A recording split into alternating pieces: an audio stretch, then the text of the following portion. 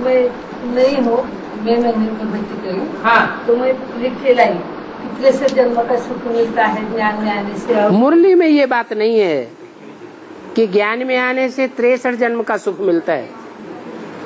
जो 63 जन्म का सुख मिलता है वो तो हर जन्म में जो पाप पुण्य करते हैं उसके आधार पर मिलता है।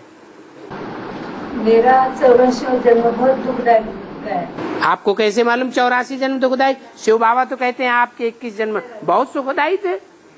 आप तो झूठ बोलते हैं। ये मेरा लास्ट जन्म है ना। लास्ट जन्म है, लेकिन लास्ट जन्मों में 63 जन्म ही दुखदायी है। बाकी जो सतयुग त्रेता के रामकृष्ण की दुनिया के 21 जन्म हैं वो तो बहुत सुखदायी थे आपके। आपको ये झूठी बात किसने बता दी?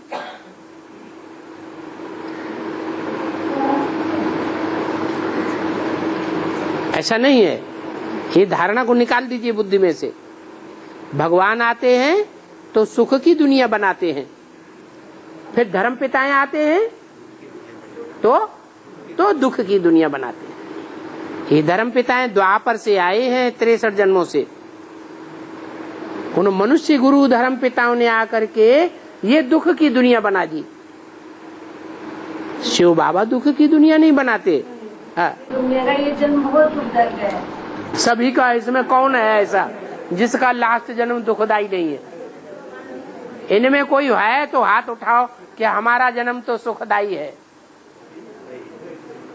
कोई नहीं उठा रहा है हाथ। आप देख लो।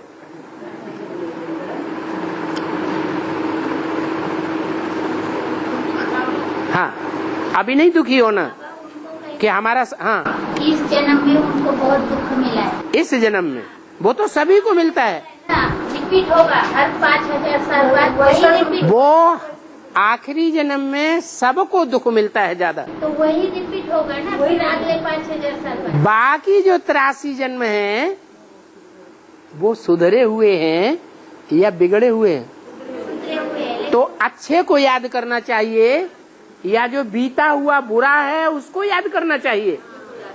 लेकिन उनका कहना है ज्ञान में आकर फायदा क्या, वो भी चेंज होना चाहिए। जो अभी तो आप अच्छे कर्म करो ना, जैसा शिव बाबा कह रहा है।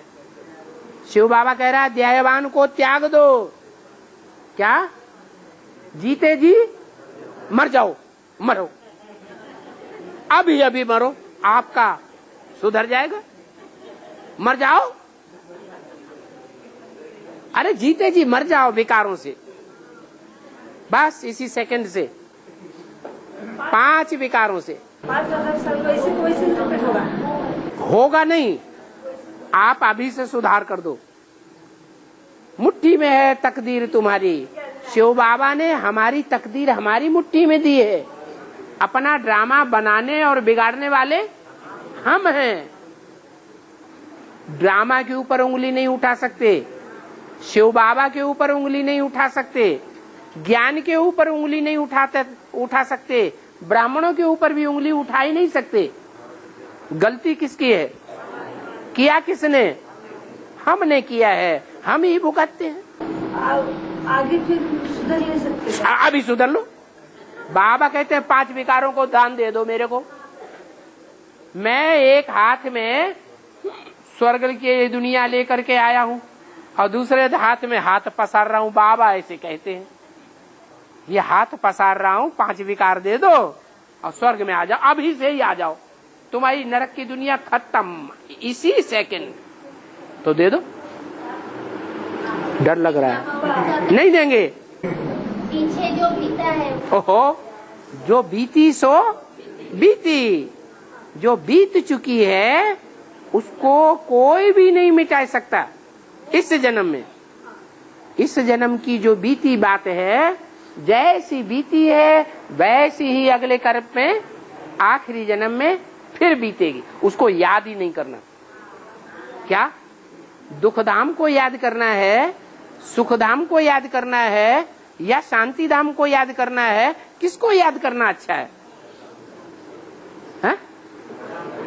सुखधाम को याद करो, शांति धाम को याद करो, दुखधाम को भूल जाओ। आप बार बार फिर दुखधाम को याद करते रहेंगे जो बीत गया। तो बाबा कहेंगे मेरे आने का तो इसको कोई सुखी नहीं, खुशी नहीं है। अब मैं आया हुआ हूँ, शिव बाबा कहते हैं मैं आया हुआ हूँ, मेरे आने की कोई खुशी नहीं। अब रावण का दुख याद आता है, अरे रावण ने हमको बड़ा दुख दिया। में आने से मैं सुखी हुई। सुखी हो तो अच्छी चीज को याद करो ना। जो बीत गई वो बीत गई, वो गई। 5000 साल फिर रिपीट होता है ना वैसे। 5000 साल के बाद रिपीट होगा, तो 5000 साल के बाद जो रिपीट होगा वो अंश मात्र होगा या बड़ा होगा। 5000 साल के मुकाबले में आखिरी जन्म का जो थोड़ा समय है वो अंश मात्र हुआ या बड़ा हुआ। छोड़ दो, अगर रात नहीं होगी तो दिन होगा, रात ना हो तो दिन का कोई मूल्य है, दुख न हो तो सुख को कौन जानेगा कि सुख भी कोई चीज होती है। इसलिए दुख होना भी जरूरी है। और मेरे बच्चे सबसे जास्ती दुखी होते हैं। बाबा कहते क्या हैं, क्या कहते हैं? मेरे बच्चे। आप किसके बच्चे, रावण के बच्चे हैं कि मेरे बच्चे? आप शिव बाबा के बच्चे हैं ना। तो जब आप शिव बाबा के बच्चे हैं तो शिव बाबा के बच्चों की ये पहचान बताई। शिव बाबा के बच्चे आखिरी जन्म में बहुत दुखी होते हैं, और धर्म वाले इतने दुखी नहीं होते। और धर्म वाले ज्यादा सुख भी नहीं भोगते तो ज्यादा दुख भी नहीं बोलते। तो आपको वल्ला ही वल्ला करना चाहिए, वाह रे हम, वाह रे हम, हमने सबसे ज्यादा सुख भोगा है। आप तो रो रहे हैं, शिव बाबा को बड़ा दुख हो रहा है, मेरे आने की इनको कोई सुखी नहीं, कोई प्रसन्नता नहीं हुई है। अब वो रावण को ही बार बार याद कर रहे हैं।